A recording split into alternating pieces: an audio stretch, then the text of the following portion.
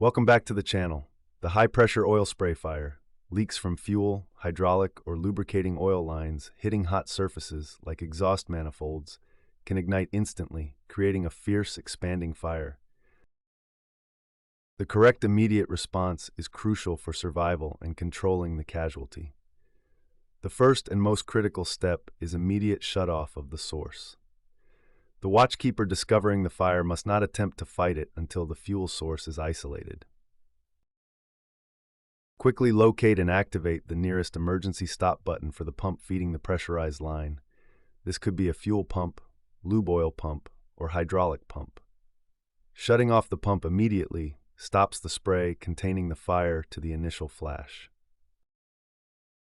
If the pump cannot be stopped immediately, the fire will continue to grow uncontrollably. The second step is alarm and initial attack. Once the spray is stopped, activate the nearest fire alarm call point. Simultaneously, use the internal communication system to raise the alarm, clearly stating oil spray fire, location and source isolated. The initial attack should be immediate, aggressive, and focused on smothering the fire. Use the nearest portable foam extinguisher or a dry powder extinguisher. Never use water on a burning oil spray. Foam acts to blanket the burning fuel, cutting off the oxygen supply. The third step is boundary cooling and fire party muster. While the initial attack is underway, the fire party must be mustered and the boundary cooling procedure must be initiated. The fire attack team should bring fire hoses to cool the surrounding bulkheads, decks, and machinery.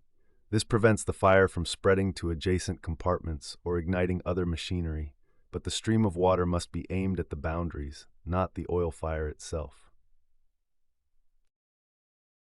The fourth step is secure ventilation and control. The engine room's main ventilation fans must be stopped, and all dampers must be closed. This reduces the oxygen supply to the fire and prevents the spread of smoke and heat throughout the vessel. The quick closure of fire dampers is a major factor in containing the fire to the engine room. The final step is follow-up and standby.